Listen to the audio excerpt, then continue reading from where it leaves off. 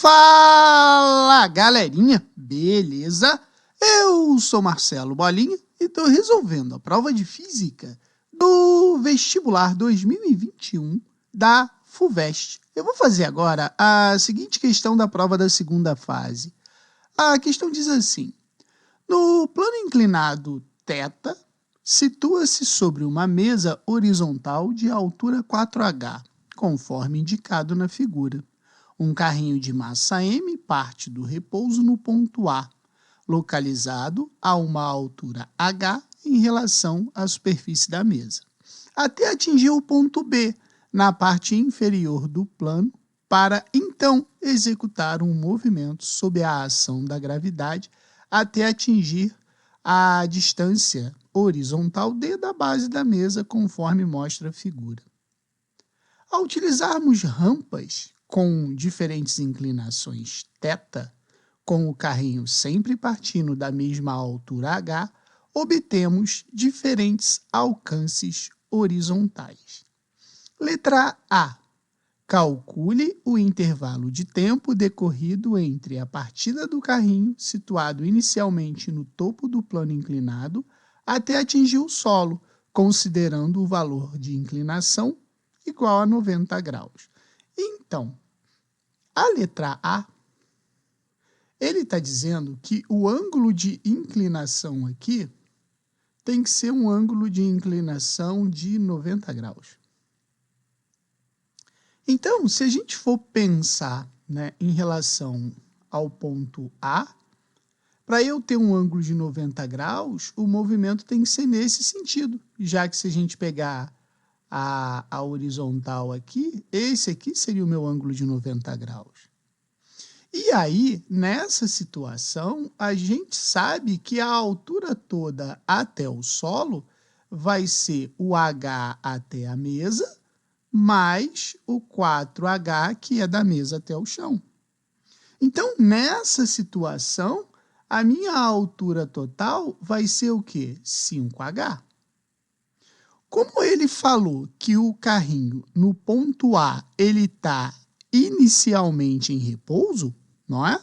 A gente pode dizer então que eu posso tratar essa situação que ele descreveu como uma situação de queda livre, certo? Na queda livre, a gente caracteriza a velocidade inicial como zero. E como eu estou caindo na presença do campo gravitacional, a gente pode usar aquela equação dos espaços, né? A função horária dos espaços no movimento uniformemente variado, que é o nosso sorvetão. S igual a S0 mais V0t mais 1 meio de AT ao quadrado. Aonde esse cara aqui é zero, porque é a minha origem, aonde eu começo o meu movimento. E como a velocidade inicial é zero, esse termo aqui também a gente corta. E aí fica o quê? S é igual a 1 meio de AT ao quadrado. Nessa situação, é só eu pegar e substituir o que eu quero. Quanto que vale o S? É a minha altura total. Então vai ficar 5h é igual a 1 meio vezes a aceleração, que é da gravidade, vezes o tempo ao quadrado. Então, esse cara sobe multiplicando, vai ficar 10h é igual a gt ao quadrado. Então, eu posso dizer que t vai ser a raiz quadrada de 10h sobre g. Respondi a letra A, que ele queria saber qual era o tempo de queda. A letra B, ele fala assim: usando a conservação da energia mecânica e supondo agora a inclinação θ qualquer, obtenha um módulo do vetor velocidade do carrinho que deixa a superfície do plano inclinado. Então, para responder a letra B, eu vou copiar essa figura aqui para baixo, tá? Então, vamos responder a letra B aqui, ó. Veja bem, ele quer saber aqui qual é a velocidade que o carrinho vai estar aqui, né? Então, ele quer essa velocidade. Então, o que eu posso dizer? Que aqui em cima, a velocidade inicial é zero. Como ele falou que é para aplicar o princípio da conservação da energia, eu posso dizer que aqui no ponto a energia mecânica de A vai ser igual à energia potencial mais a energia cinética, né? Porque ele tem uma altura e, já que ele não tem velocidade, a energia cinética a gente pode chamar que ela é zero. Então, eu sei que a energia mecânica no ponto A vai ser igual à energia potencial. Já aqui no ponto B, a gente pode dizer que a energia de B também é o quê? Energia cinética mais a energia potencial. Só que veja bem, aqui no ponto B eu estou na altura da mesa. Eu não tenho mais a altura em relação ao ponto A. Ela zerou. Então, a minha energia potencial é igual a zero. Eu posso dizer que a energia mecânica de B ela é igual à energia cinética. Como a gente vai usar o princípio da conservação, ou seja, a energia mecânica em A vai ser igual à energia mecânica em B. Em A gente tem energia potencial, em B a gente tem energia cinética. A fórmula da energia potencial é o quê? mgh. E da energia cinética é o quê? mv² sobre 2. Como o carrinho não perdeu massa, essa massa eu cancelo com essa. E aí eu chego à conclusão que a velocidade vai ser igual a raiz quadrada de 2gh. Achei a velocidade que o carrinho atingiu o meu ponto B, certo? Agora, ele fala assim, encontre o valor do alcance, supondo que a inclinação do plano seja de 45 graus. Então, aqui a gente pode pensar assim, vamos pegar a figura novamente, vamos colar a figura aqui e vamos analisar a seguinte situação. Veja bem, ele está falando, né? Essa aqui é a letra C. Ele está falando que se esse ângulo aqui for 45, a gente pode analisar aqui assim, ó, eu venho aqui, digo que esse aqui é o eixo Y e que esse aqui é o eixo X, certo? E que o vetor velocidade do carrinho é esse aqui, certo? Que é essa velocidade aqui. De acordo com o problema, esse ângulo aqui é 45, isso implica que esse ângulo aqui é 45, certo? E aí a gente pode pensar nessa situação da seguinte maneira. Imagine lá, eu tenho a minha mesa, né? A minha mesa aqui, e essa mesa ela tem uma determinada altura até o solo. Que altura é essa? Ah, é uma altura de 4h. Quando a bolinha está aqui, ela tem uma velocidade nessa direção aqui, que eu vou chamar de V, tá? Porém, a gente tem que analisar essa situação em duas dimensões, no eixo Y e no eixo X. Então, nessa situação, a gente tem que analisar o quê? De duas maneiras diferentes, o Y e o X, né? Como o ângulo aqui é o ângulo de 45 graus, para cá eu teria o meu Vx e para cá eu teria o meu Vy, certo? Como a gente vai fazer a análise no eixo X e no eixo Y, eu posso dizer que Vx vai ser igual a V cosseno do ângulo e o meu Vy vai ser igual a V seno do ângulo. Mas veja bem, aqui a gente pode dizer o seguinte, ó, que Vx é igual. Quanto que vale o V? A gente escreveu aqui, ó, raiz quadrada de 2gh vezes o cosseno de 45 graus. Então, aqui vai ficar o quê? Raiz de 2gh vezes raiz de 2 sobre 2. Então, resolvendo isso aqui, vai ficar assim, ó, raiz de 4gh sobre 2, que é a mesma coisa que 2 raiz de gh sobre 2. Ou seja, Vx é igual a raiz quadrada de gh. Porém, aqui eu vou botar até em vermelho.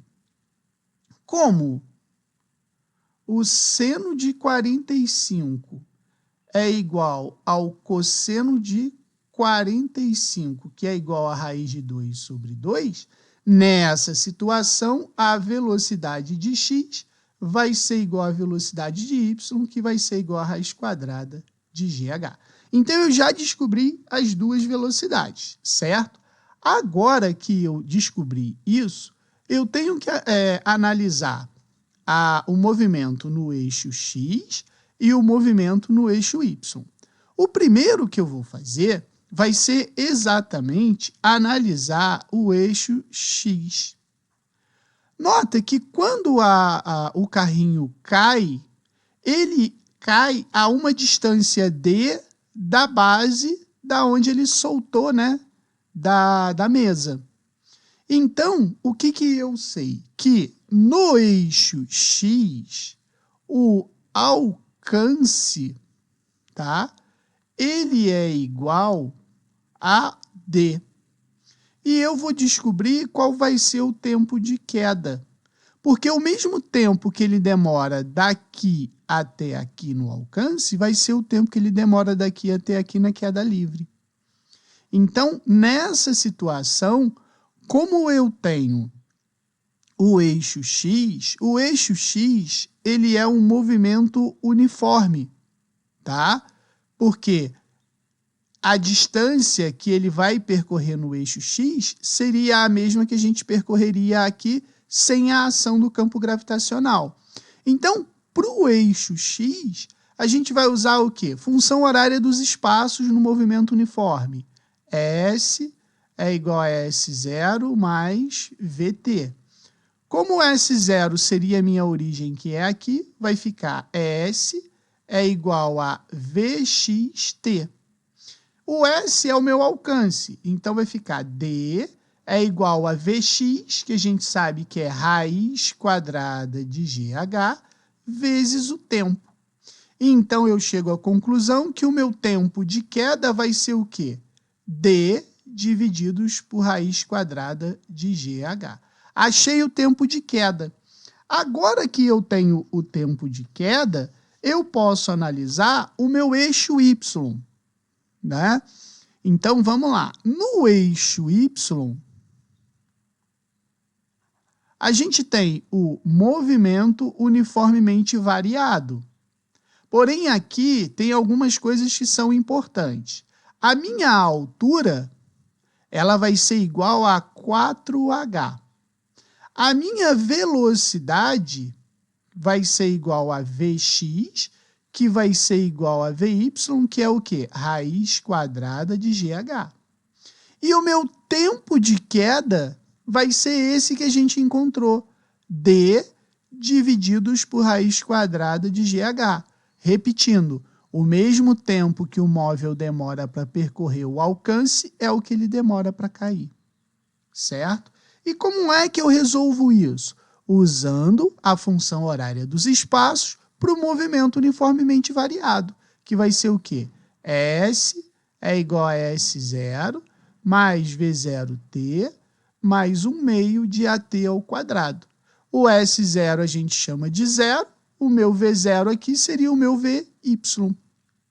E o meu S é a minha altura. Então, vai ficar assim, ó, 4h é igual a, olha aqui, ó, raiz quadrada de GH vezes o tempo que a gente tem aqui, que é D divididos por raiz quadrada de GH, mais 1 meio de G, porque a aceleração é a aceleração da gravidade, vezes o tempo, que é o quê? D sobre raiz quadrada de GH, tudo isso ao quadrado, certo? A primeira coisa que a gente pode fazer aqui é simplificar esse GH com esse GH, né? As raízes aqui, eles vão embora. E aí vai ficar assim, ó, 4h é igual a D, né? Porque ficou D, mais 1 meio de G, que multiplica D ao quadrado, divididos por GH, porque raiz de GH ao quadrado é GH. Corta esse G com esse G, eu chego à conclusão que 4H é igual a D mais D ao quadrado divididos por 2H. Organizando isso aí, vai ficar assim, olha só. Se eu tirar um MMC, 4H é igual a 2H, então aqui vai ficar 2HD mais D ao quadrado. E isso aqui vai ficar 8H ao quadrado é igual a 2HD mais D ao quadrado. Ou seja, né, a gente pode escrever aqui D ao quadrado mais 2HD menos 8H ao quadrado é igual a zero. Note que isso aqui, para D, é uma equação do segundo grau, aonde o A vale 1, o B vale 2H e o C vale menos 8H ao quadrado. Então, agora eu vou resolver a equação do segundo grau, aonde delta é igual a B ao quadrado menos 4AC. Então, vai ficar assim, olha só.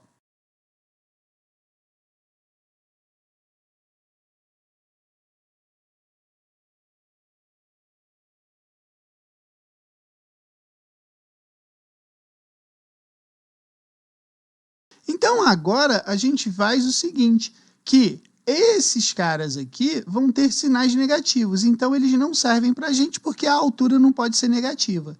Então, aqui vai ficar assim, menos 2H mais 6H vai ser 4H sobre 2, e isso vai me dar 2H. Portanto, a distância equivale a 2H. Beleza?